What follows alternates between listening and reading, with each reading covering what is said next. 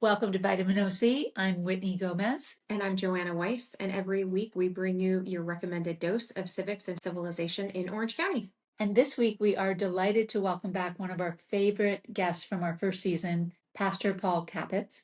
We had such a good discussion with you in the fall about the separation of church and state and some of the research that you've done, writing about how the founders intended for us to not have a theocracy. And we're back today talking about some other issues, but let's introduce Paul. Of course. So we're also welcoming your dog Cato with us today, who may pop in for a little visit. Before we jump in, we'd like to remind viewers of your background. Okay. You're a Southern California native. That's true. And a graduate of UCLA. Right. Go Bruins. Yale Divinity School. And the University of Chicago Divinity School. Uh-huh. You've been a parish minister, yes, a youth director, college chaplain, hospital chaplain, and you've been a seminary and college professor. That's true. You spent 3 decades living in Connecticut, Illinois, Virginia, Minnesota, and Texas. That's right. And you've returned home to Southern California to serve as a minister in the California Pacific Annual Conference of Methodist Church. And you're currently the pastor at Christ Church by the Sea in Newport Beach. That's correct, yeah. And I should mention, one of our listeners from the first episode ended up going to your church. Oh, really? Loved what you had to say and ended up attending a couple of services. I don't know if they're going, but they let me know that. That's wonderful. I'm glad to hear that. Yeah. A real testament to how intelligent and thoughtful you are. No, that's great to hear. Thanks. Glad to be back with you. Thank you so much. Great to have you back. And we're watching Cato kind of circle the floor. Right. Cato, come visit when you want to. You are the author of 5 books, including God, A Brief History. Yes. There's Cato. Christian Faith as Religion, and also Recovering Protestantism's Original Insight. Yes. You are the co-author on multiple books. We found you on podcasts, Substack, YouTube videos. We initially invited you because we had read an article you wrote in the LA Times Daily Pilot before the last election. You have multiple journal articles. I mentioned I printed some of them out and I'm taking them to my mother tomorrow to read. She's very interested in you. And you have just an absolute wealth of knowledge about the history of religion in the United States. And you've been very thoughtful about how it's impacting politics today. I hope so. That's my hope. So to jump kind of right into it, I think the nation was horrified at Charlie Kirk's death, a horrific assassination. And in the wake of that, there was quite a bit of politicization of the death of the assassination. Can you talk with us a little bit about what your reaction was to how Charlie Kirk's death was handled by politicians and the media? Well, I think it was handled by the media. Let's start with the media before we talk about politicians. I think we can't make a generalization about the media because there are different media outlets. And I think that normal journalism, such as CNN or PBS, reported it as news, which is what journalism is supposed to do.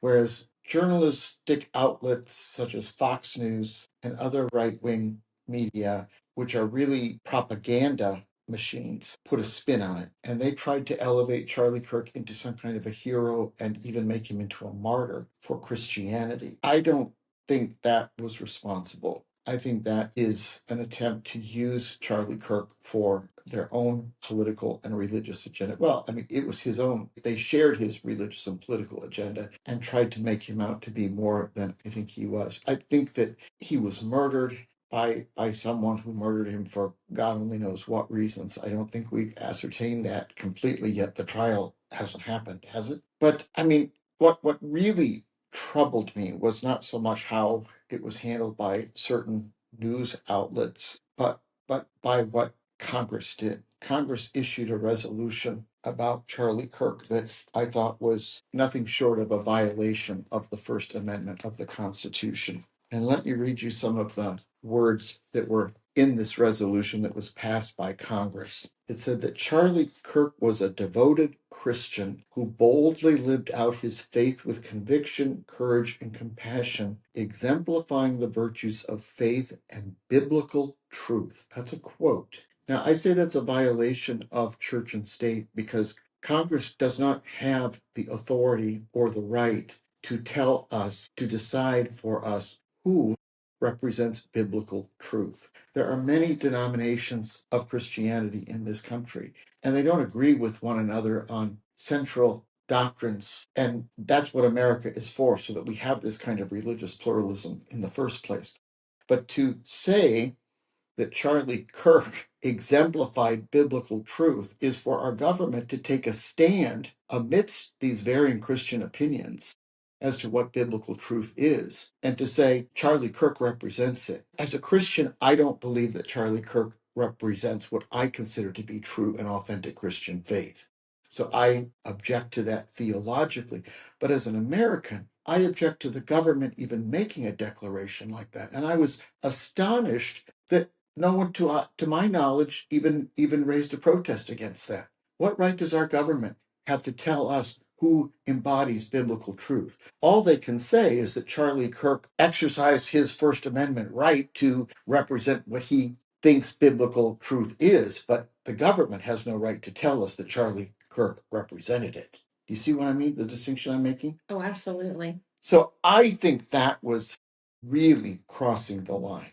And I'm ashamed that the House of Representatives passed that resolution. I don't think Charlie Kirk was a martyr for Christian faith. I mean, I think it's unfortunate that he died. I think it's unfortunate when anyone is murdered by someone else. But I don't think he was a martyr for Christian faith. He might have been a martyr for the cause of Donald Trump, but that's not the same as the cause of Christian faith, contrary to what many people who are Donald Trump supporters believe. Those are not the same thing.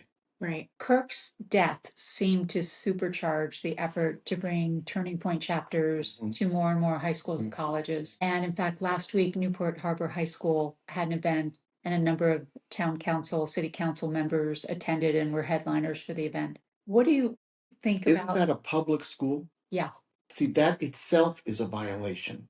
It should not be, a public school should not be sponsoring an event that takes a stand on religious issues. I mean, do you see what I'm saying? It's not a parochial school. It's not a private school. It's not a private Christian school. So I'm sorry, I didn't mean to interrupt you. No, Go ahead. fair enough. What do you think about these turning point chapters popping up all over the place? And how would you characterize what it's doing to young people and their relationship with religion? Well, I think it's very frightening, and I think it's very sad, because there's two things wrong. First of all, again, I have to say that from my perspective, I am a Protestant Christian and I am a Methodist minister. Okay. I represent what used to be called mainline Protestantism in this country. From my perspective as a Protestant Christian and a Methodist minister, what Charlie Kirk represented was not authentic Christian faith. I respect the fact that he's free to claim what he claims, but I refuse to go along with the premise that Charlie Kirk is somehow a great Christian that we should all admire if we're Christians. So I think that what's being sold under the name of Charlie Kirk to young people is a distorted version of the Christian faith. But second, to align it with patriotism, and here patriotism means putting it together with the cause of Donald Trump and a very right-wing authoritarian political agenda, is an even greater distortion of Christian faith, because it's a form of idolatry. You cannot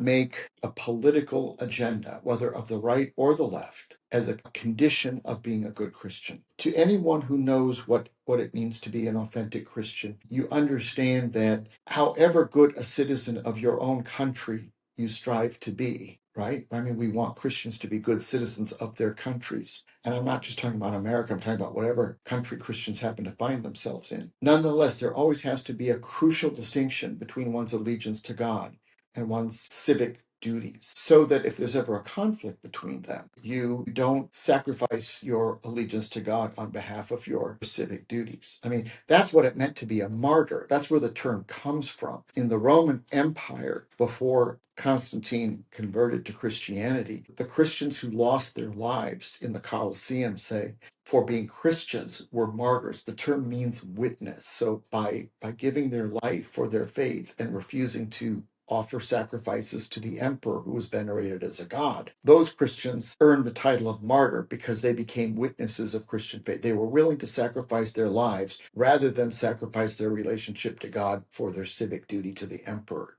Charlie Kirk wasn't in that situation, right? But I think that this alliance of a right wing, and I call it right wing because it's not traditional conservatism in this country. I have nothing against traditional Republican conservatism in this country, such as was represented by Dwight Eisenhower or Gerald Ford or Bob Dole or John McCain, right? Those people, or Liz Cheney, those people are good conservative Republicans, and we need a healthy conservative party in this country. All those people know that what Donald Trump represents is not traditional conservative republicanism. It's a right wing authoritarian movement that threatens to destroy the foundations of our democracy. And so, what's being sold to these young people under the banner of Charlie Kirk's name is an idolatrous interpretation of Christian faith combined with a right wing political agenda that threatens to destroy America's democracy. So I think that this is an extremely dangerous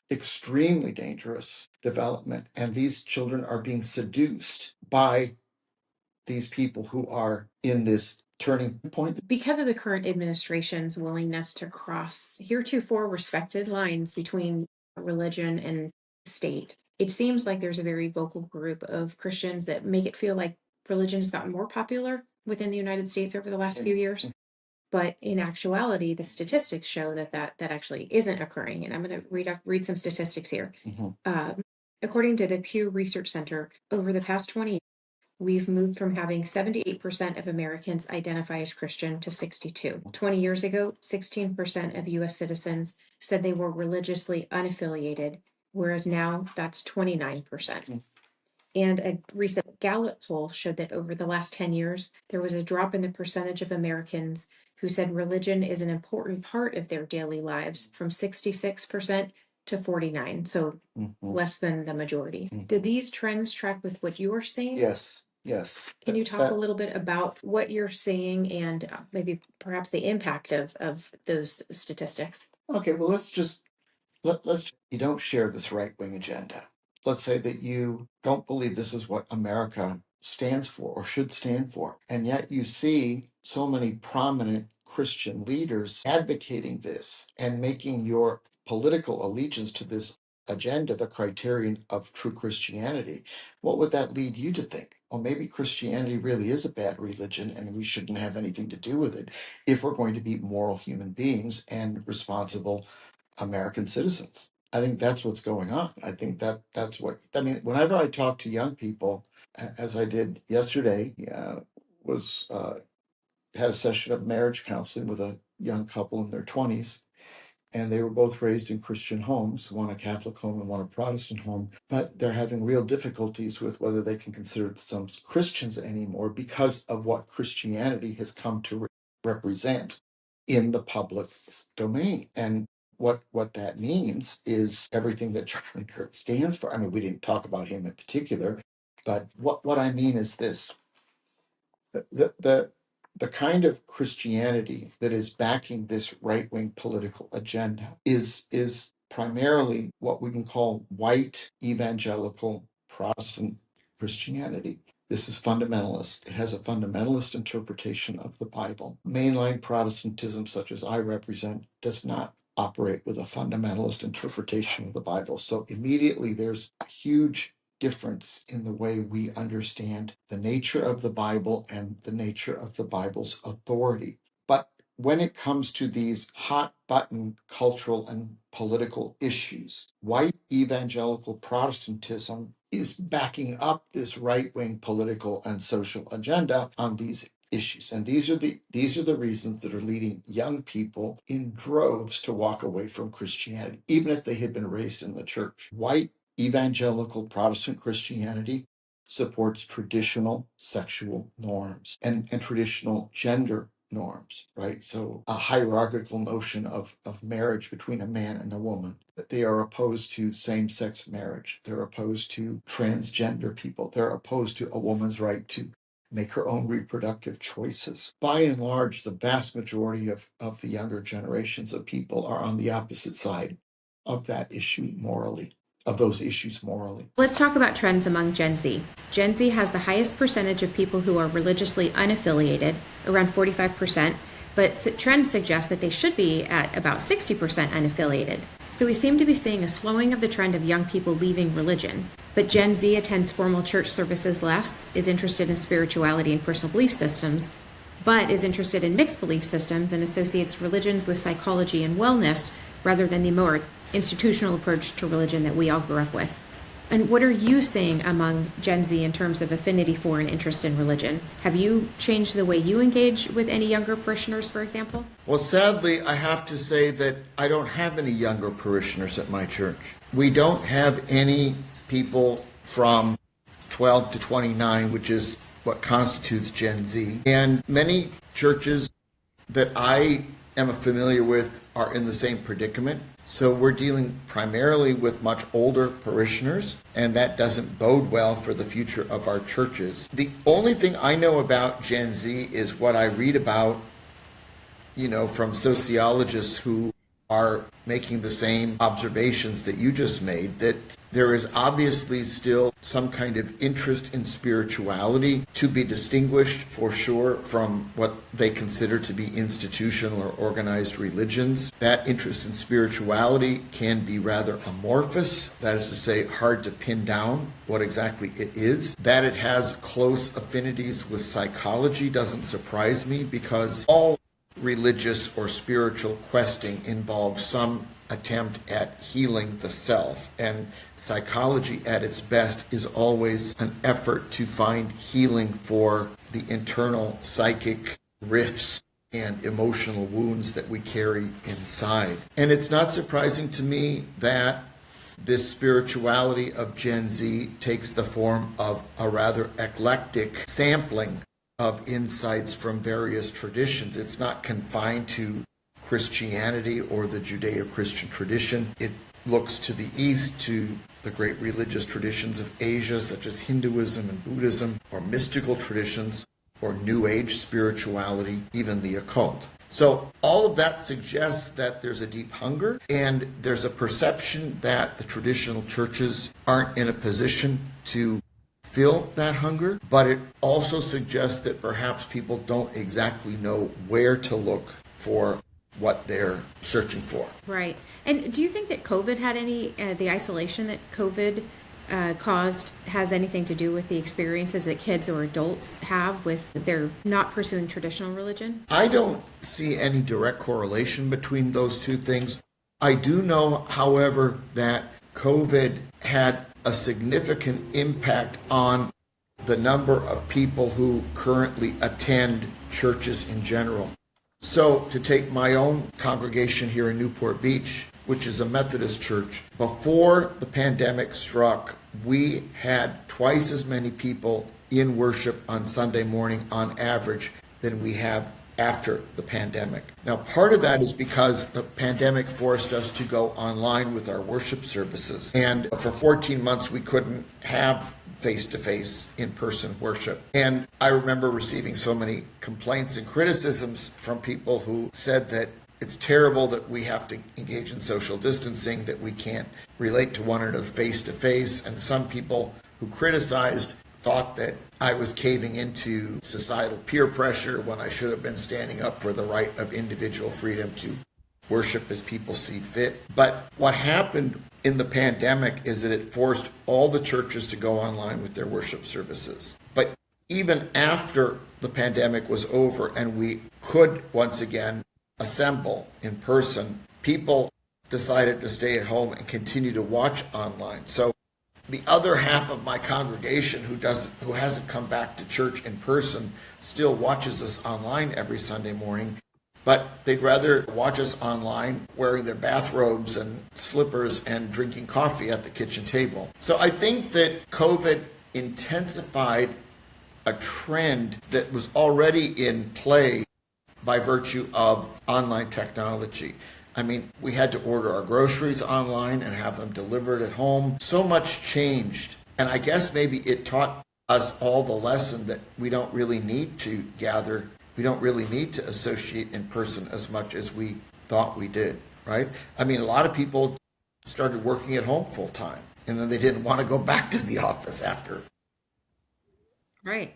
But I thought, because of all the criticisms and all the laments during the pandemic when we were in lockdown, that people were going to come back to the churches in droves once the pandemic was over and we were able to reopen our doors. I was completely wrong about that. But, it saddens me, this trend in our society, because I'm also aware from, again, not from personal contact with members of Gen Z, but from the sociological studies I read, that there's a very high rate of depression among this younger generation. And there has been shown to be a correlation between the incidence of depression and the amount of online use of social media. That is to say, definitely, the more young people use social media as a substitute for actual interpersonal contact with live human beings, the unhappier they are. And I think that's because social media can present a very distorted perception of reality. We call it virtual reality because it's not real reality. When I was a young person, if you wanted to go out and do something, if you wanted to be a part of something, you had to go there. You couldn't listen to a concert online. You couldn't watch a movie online. You couldn't watch a football game online. You couldn't, everybody wanted to leave the house on Friday and Saturday night so they wouldn't have to sit home with mom and dad, Right. And I think that was a good thing, right? And that's how we got our social life. And so I think there's a real downside to this. I think the pandemic accelerated something that was already inherent in this kind of technology. That's an interesting perspective. I haven't heard it put like that before, but I think that's absolutely right, because we were seeing that trend towards online and people going out less. And you're right, I think COVID maybe exacerbated that and hastened that rather than being necessarily the root cause of it. Following up on what you said about the idea of spirituality and wellness being associated with religion, do you think we're seeing a true loss of faith or more of a shift away from an institutional religion towards other forms of spirituality? Well, what do you mean by a loss of faith? I guess the idea that people no longer maybe believe in God, and that it's more of a belief in a general idealized, people who would say I'm spiritual but not necessarily religious, so that they're not necessarily believing in God, Jesus, in institutionalized religion. Is that because they no longer really believe in God and they're looking at wellness as filling that void for them? Well, I don't know, to be completely honest. I would hesitate to say that I know that people don't believe in God anymore, because oftentimes when people say that, they are rejecting a particular understanding or a particular image of God, and that might be a very good thing. I mean, sometimes a loss of faith is a good thing. I would say that when I was a young person, I thought I had a loss of faith, but in retrospect, what I realized is that I wasn't rejecting faith so much as I was rejecting an inadequate theology that I had outgrown.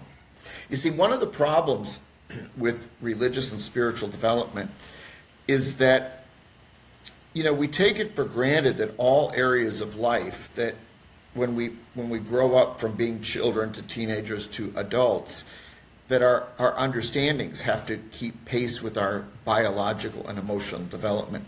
But in the case of religion, many churches teach a theology that may have been appropriate for children, but it's not appropriate for adults.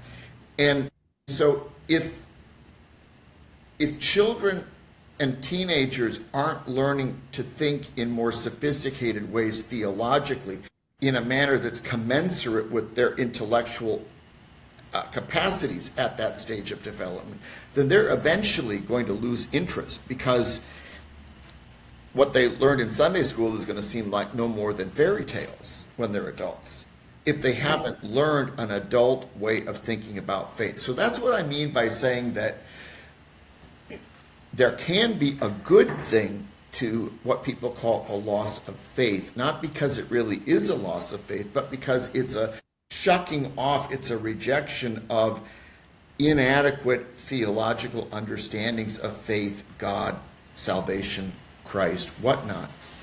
And that's what happened in my case. So I remained a Christian because I found better ways of thinking theologically about what it means to be a Christian.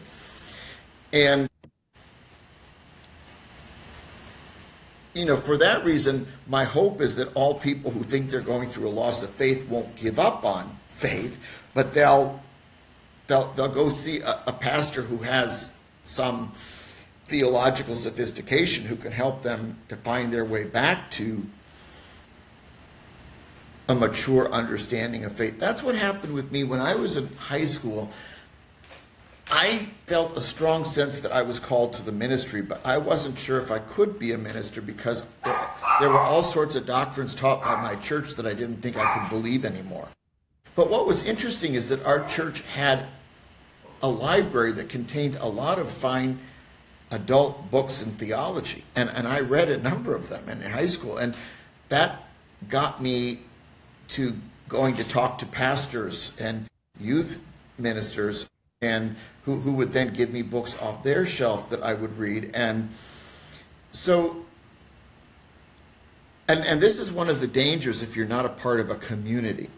You see, if you're doing this all your own, if you're looking online to find a guru or some spiritual guide, I mean, you might be able to find what you're looking for online, but you know, oftentimes I will look something up online just to see what pops up, and knowing what I do, I can immediately spot the fraudulent nature of what's being said about someone or something I know. But an unsuspecting person who isn't trained like me in theology and religion and philosophy, you know, doesn't know the truth versus what's not true. So, I mean, a loss of faith can potentially be a good thing in the sense that it'll bring you to a mature theological understanding of faith. But it can also be, you know, the end of your religious and spiritual development as a person in a mature sense if you're often wandering in places, metaphorically speaking, places that are not going to feed your soul and be adequate to the demands of your intellect. One of the things that we've seen nationally is some people turning to religion who have been maybe bastardizing the idea of Christianity as maybe you and I see it. And if we go back to Charlie Kirk for a second, so many national politicians are trying to make a link between Christianity and national identity, and would just love to get your thoughts on this. Well, I think that's the height of idolatry. Idolatry in the biblical and Jewish Christian sense of the word is to elevate some partial segment of reality to the status of the divine, whether it's the nation, whether it's race, whether it's any other finite, that is limited sphere of reality. And to link Christianity and nation, whether it's the American nation or the German nation under the Third Reich, that is a recipe for disaster. So all the politicians, whether it's Pete Hegseth or Charlie Kirk, who are doing this sort of thing, are, first of all, they're distorting true Christian faith. And second, they pose a severe threat to the American democratic experiment. So yes, that's a good example of how people who are hungry for meaning in life, and that's another way of defining what a spiritual quest is all about. I need meaning in life just as much as I need bread to eat and a roof over my head. But people who are desperate to find meaning in life, and it's an important thing, we all need it, but who turn to people like on the religious right who are trying to sell a particular version of Christianity that's intimately linked with a particular version of America. Those people are hucksters and charlatans, and they should be called out as such. And it seems like some of our youth are turning to these turning point chapters that were founded under Charlie Kirk, with the idea that that's that mixing that I see it of religion with nationalism. And how would you respond to, say, a parent who came to you concerned that their child's getting involved with religion and politics through something like Turning Point? Well, I would urge that parent to exercise great caution in terms of warning their child of the dangers of what that poisonous mix is all about. I would love to have the opportunity to talk to young people who are under the sway of such people as Charlie Kirk. I don't, unfortunately, get the chance because, as I said, we have no youth or young adults in our church. I would like to have an extended opportunity to teach those people some basic truths about, since they're obviously interested in Christianity and willing to give it a chance, I'd like to teach them some basic biblical truths into the distinction between worship of the one true God and the various forms that idolatry takes, and the seductions of idolatry. There's a lot of, in the modern world, since the Enlightenment in the 18th century, there have been a lot of seductive alternatives to Catholicism and Protestantism that have appeared on the scene. And Nazism is one example of that. But so is a sort of a theocratic vision of a Christian America that wants to quell dissent just in the same way that the Nazis did. I mean, what's so sad when you think about what happened in Nazi Germany, and for me that's the paradigm example of what can go wrong when you combine nationalism and Christianity. What's so sad is that the majority of Christians, both Catholic and Protestant in Germany, supported Hitler enthusiastically and put their religious communities in the service of Nazi ideology. It was a very small group of heroic pastors who resisted that as much as they could under the constraints of living in a totalitarian society. But they are the ones who risk being accused of treason for their supposed lack of patriotism. You see, a person who has true faith in God is willing to stand up to political and nationalistic pressure in times of crisis and say, this is wrong. And if you want to watch a great movie, it was made in the 1960s. It's called A Man for All Seasons. And it's the story of Thomas More, who was a Catholic martyr under Henry VIII. Thomas More was the Chancellor of England, and he refused to support Henry VIII's attempt to break with the papacy and make himself the head of the Church of England so that he could get a divorce from his first wife and marry the woman he wanted to marry. Everyone else caved in except Thomas More, and Thomas More was beheaded.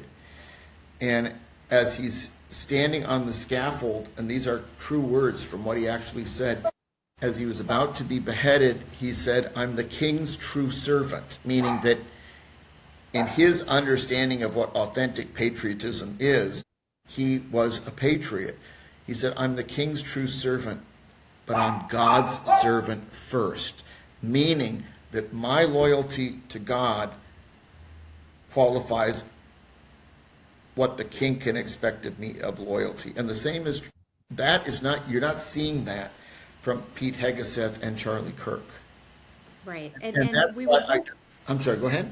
Oh, no, you finish, please. No, and that's why I spoke of what they're offering as a poisonous mixture of nationalistic patriotism, uncritical nationalistic patriotism on behalf of a particular political agenda,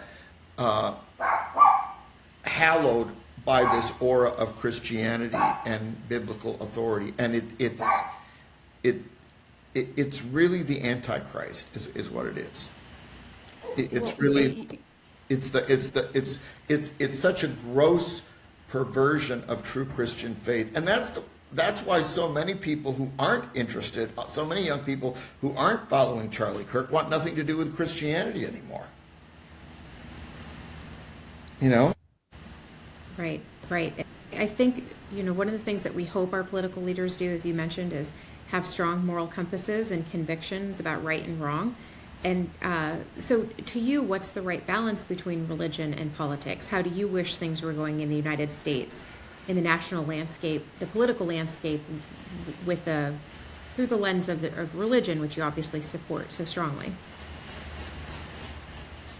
I don't think I'd use the word what's the right balance, the phrase the right balance, because it's not like you take a little of politics and a little of religion and you have the right balance. I think it's a realization, first of all, that in America as it still stands, it might not be this way in the near future, but we still have a separation of church and state, which means that the government has to acknowledge my right as a citizen to worship as I see fit, right? And that means that in my religious understanding, my loyalty to God overrides every other loyalty.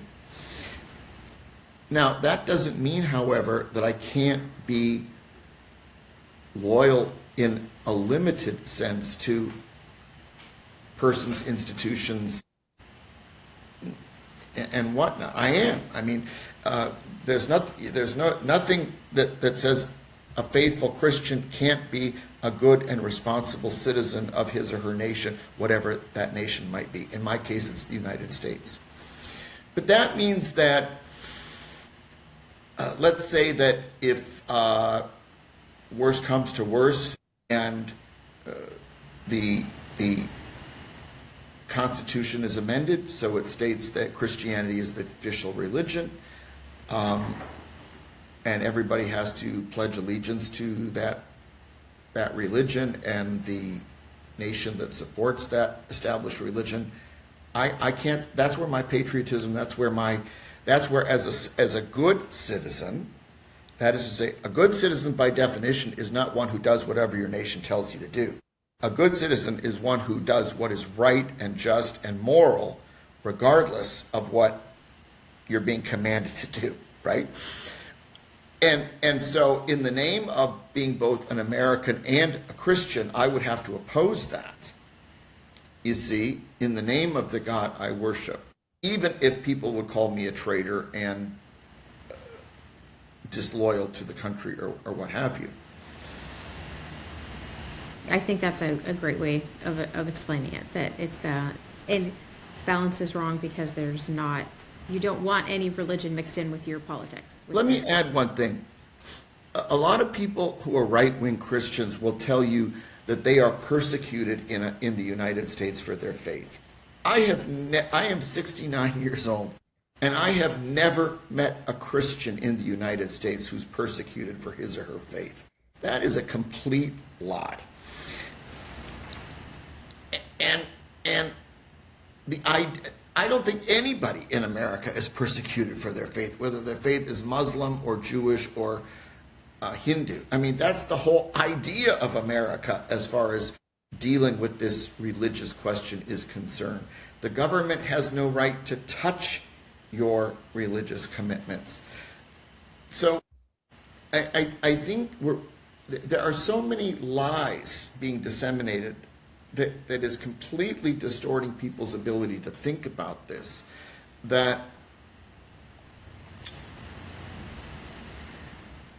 the situation we're in would have been utterly inconceivable to me when I was a young child and young adult.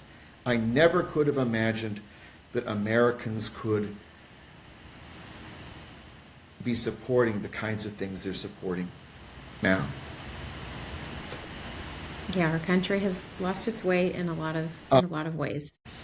Pastor Paul, we can't thank you enough for coming back to see us, bringing your dog Cato, and sharing with us all of your thoughtful reflections on everything going on in the United States today. Your scholarship and all the experience that you bring to this is really so appreciated. Thank you so much for coming again. We're just delighted to have you. And to our listeners, thank you for tuning in for your recommended dose of civics and civilization in Orange County. We'll see you next time on Vitamin OC.